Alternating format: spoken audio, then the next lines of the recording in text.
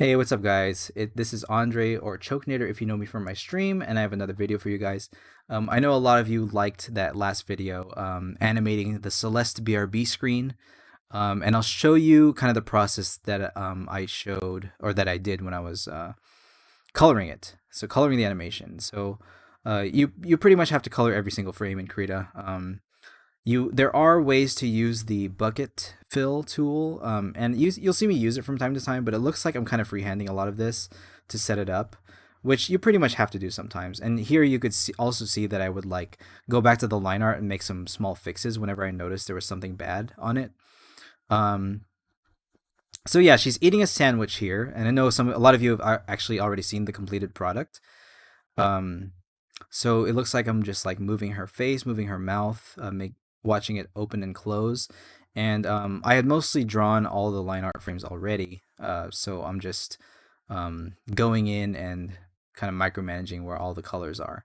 I think it really is pretty satisfying to do this. Of course, the video is already sped up, so it's a lot more satisfying to see it go quickly because as you're doing it, actually coloring animation, especially in Krita, is very tedious.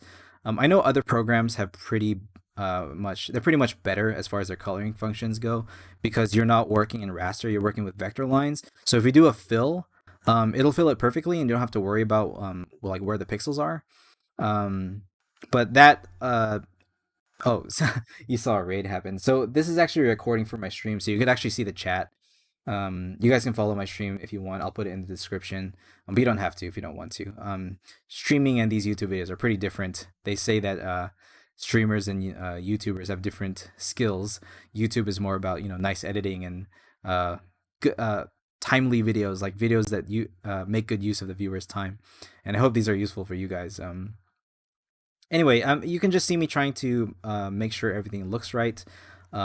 And one of the things you need to make sure you're doing when you're animating in Krita is make sure you're on the right layer, because a lot of times you'll be doing something in the wrong layer, and it's like one of the worst mistakes you can make, and one of the worst feelings when you realize, oh shoot, I was working in the wrong layer, and it really hurts. So always make sure, like, look to the left of the screen. For me, it's on the left. For you, it might be on the right, or maybe even somewhere else. But make sure you're in the right layer always. For me, it looks like I only have a couple layers. It looks like I have the Madeline line layer, the Madeline color layer. Um, so that's this character named Madeline or Madeline. I'm not really sure how to pronounce it. From Celeste, and also her bags, and the color of her bags are also in a different layer. They don't move, so they can't be on the same layers as this character that is moving. So because they're still in the foreground, so they have their own layer. I honestly could have put them in the background layer, but the style of the background doesn't have any outlines, so the style is actually a little bit different. Um, you can see like there's the corner of the bread there. The crusty part of the bread is separated just by color. I didn't draw that in the line art. And I choose a lot of these colors beforehand. Like what I usually do is in the very first frame, I'll choose all the colors, just so that I know what the color is before moving forward. Because I don't really want to change colors as I go, as I move forward. Um, I want to like just have the colors set, and then as I animate forward, I don't want to have to like refill. There you can see I bring the background in, and as you can see, I don't really. Oh, here you can even see I'm like googling some references. Um, yeah, pretty useful. Like I think I was alt tabbing just so I could see look at the model that I was looking at. So this is the thing I was talking about where I'm just starting to color Theo, the other character, and I didn't really set colors for him yet. So what I'm doing is I'm alt tabbing to look at the references, and I'm trying to set what is the right color for me to use. And of course, I'm not even using more than one color for like shading or anything for this animation. I think it works fine with just one color, one base color to set in. Even just black eyes in the pupils. And with animation, you typically don't want to be too crazy with the colors because it just gets really tedious. And animation, like I said, guys, is always about being time efficient. It's about saving time, um, especially if you're doing it as a job, which you're getting paid for, which I did for this one. It was a commission. So yeah, I'm just coloring everything in. Um, it looks like I can even see some pixels that are not really covered in that well. I'm not really sure where those pixels are coming from. But yeah, it's good to stay zoomed in so you can actually see everything that you're doing. But you don't want to zoom in too far that so that you become super detail oriented and detail focused when that's not really necessary, especially with animation. With animation, you want to keep the details simple, keep them straightforward. Make sure you're just not spending too much time on things that really don't deserve a lot of this time. Like imagine I'm drawing the cheese and meat and tomatoes and lettuce. Imagine if I just put a bunch of details into those things, but they're so small, it's like you can barely tell what they are. I mean, you can tell what they are. It gets the point across, and that's all you need. You don't really need a lot more detail than that. So now you can see I'm putting a little bit of shine on the phone. Um, I'm like scrolling through the references here on Google. It looks like I'm about to do the pants. Find a nice dark color. So the pants are like jeans. I don't even know if they're jeans, but I usually like dark bluish or maybe greenish or purplish colors, sort of cool colors for the pants. Um, and it looks like, yeah, I did refer to some of the references to find his pants color. But again, he with the sunset in the background and the backlighting, you kind of need darker base colors for these characters. So even who with Madeline on the other side, who has a lighter skin, I tried to match the colors with the background as I went. So yeah, this is a little bit difficult when you're doing patterns. So it looks like I'm trying to draw like a plaid pattern, and I'm using the references to make sure it looks right.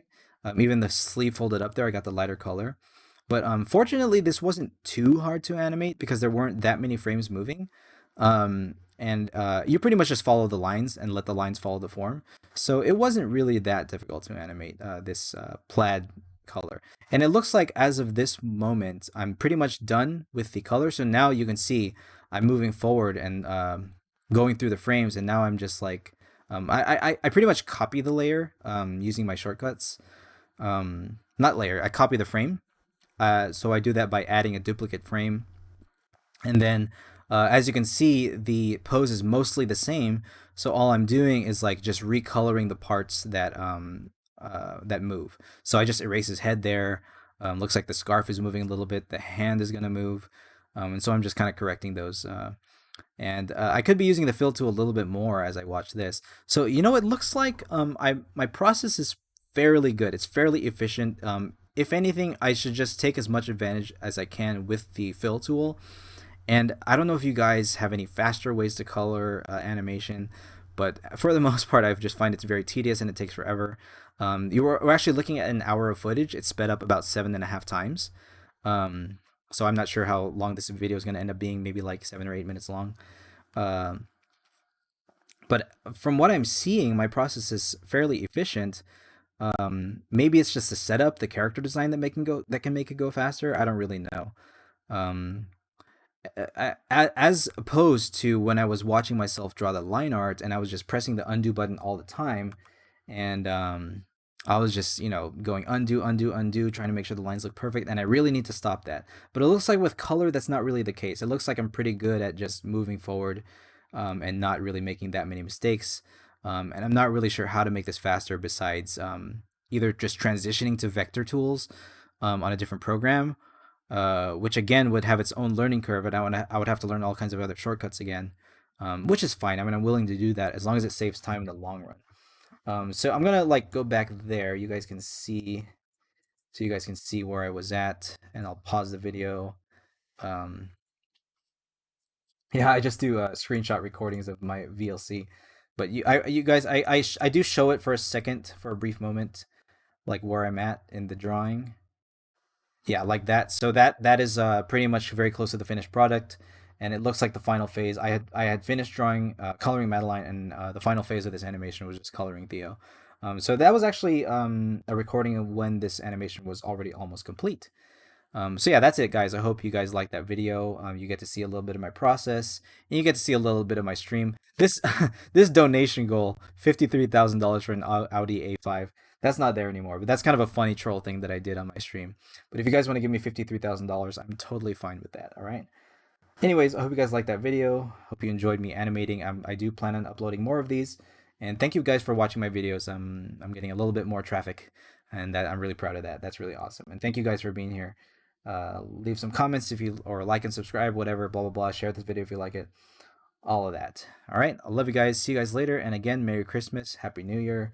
Love you all. God bless. Peace out. Bye bye. Maybe I'll let it run a little longer so I get the 10 minutes. Let's go, 10 minutes, boys.